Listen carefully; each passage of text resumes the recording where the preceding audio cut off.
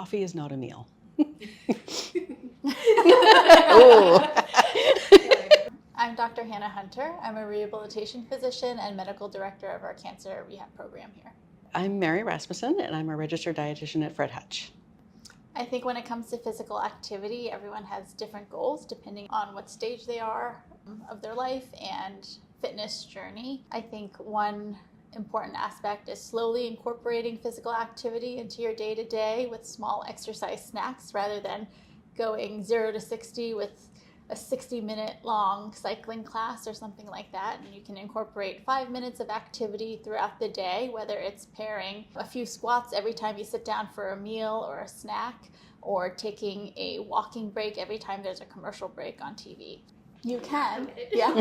But I think with gym memberships or any fitness-related resolution, it's important to start slow and build up stamina. So one, for injury prevention, but also making small habit changes that can be part of the fitness journey. So our goal is 150 minutes at least of moderate intensity activity per week. And so that doesn't have to be all in one session or in just 2 sessions, but it could be moderate intensity physical activity multiple times throughout the week. And moderate intensity physical activity is described as an exercise where your heart rate is elevated, but you're still able to carry a conversation. So walking a dog or taking a brisk walk listening to music is a great way to incorporate moderate intensity physical activity that meets that guideline. And in addition to 150 minutes of moderate intensity exercise per week, we recommend 2 to 3 resistance training sessions per week. So that's strength training exercise sessions a week.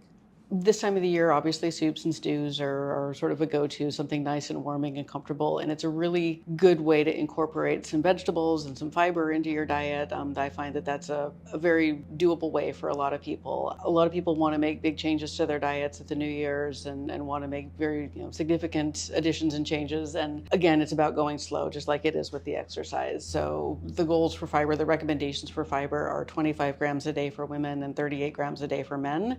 And if you're not accustomed to eating that much, if you try to add that in right away, you're not going to be happy. So just going really slow and looking for ways to incorporate those. So it can be as simple as like adding some spinach to some scrambled eggs if you're making those in the morning, or snacking on some nuts, or just finding little ways to get that extra fiber in. It's very likely that your energy level and ability to cook is just not going to be the same thing going through active treatment, and that's okay.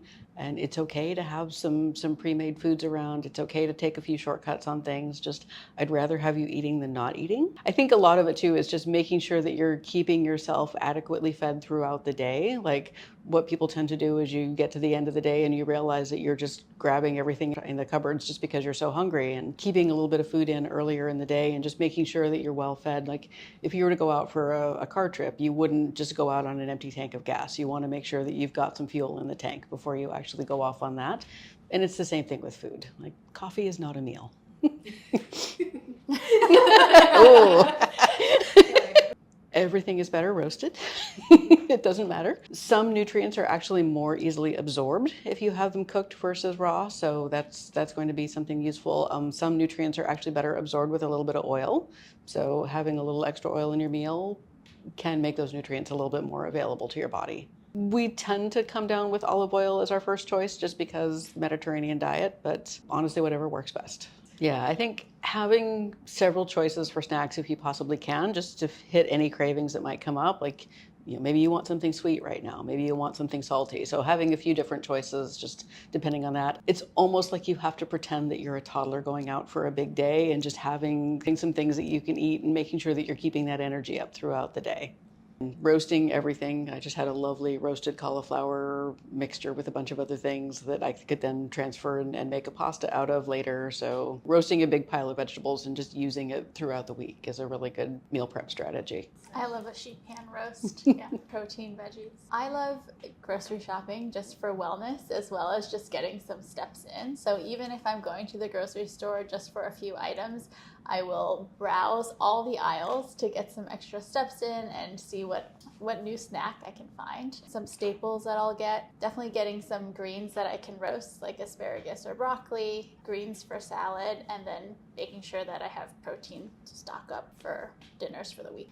Definitely getting out and walking during the day. Just anytime that there's some daylight available, it's helpful to get that. I have a really lovely dog who's slowed down a little bit now, so the walks aren't quite as energetic as they used to be, but it's still a nice chance to just get out and see the neighborhood and just be one for a little bit with the dog. I love the saying of exercise is something that you should be able to do on a good day and a crummy day.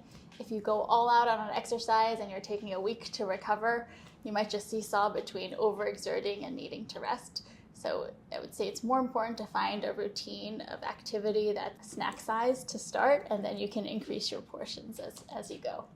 Health and these healthy habits, I would say the process or progress is more important than the goal itself. Even if you don't achieve a weekly goal or a daily goal, if you're doing more physical activity than you were before, that's also progress. And so with New Year's resolutions, I would think of it more of a journey rather than achieving a specific goal. And I always like to think of it in terms of what can you add to what you're already doing as far as what do you want to take away. So like looking for ways, like I said, to get some extra vegetables in, looking for ways to add some fiber, just looking for ways to get some more variety in your diet. So maybe, try one new food a week just to see, try one new cooking style a week just to see how that works out for you. Yeah. If you try to make like big changes to your diet all at once, it's probably just not going to stick. Similarly with exercise or physical activity, it's important to link it with things that you enjoy or people that you enjoy. It can become more of a habit. So if you're listening to an audiobook or listening to music, you can do it while, taking a walk around the block or walking your dog, connecting with your loved ones, friends and family while you're on a walk or while you're on an exercise bike, or asking them to go out when it's a nice day to get some vitamin D and sun. I think that connection to something you enjoy makes healthy habits stick. Yeah, and assuming that you're compatible in the kitchen, cooking with family is always a lovely thing. Sharing a meal and taking that time to just, connect with each other and have a chance to rest and digest a little bit.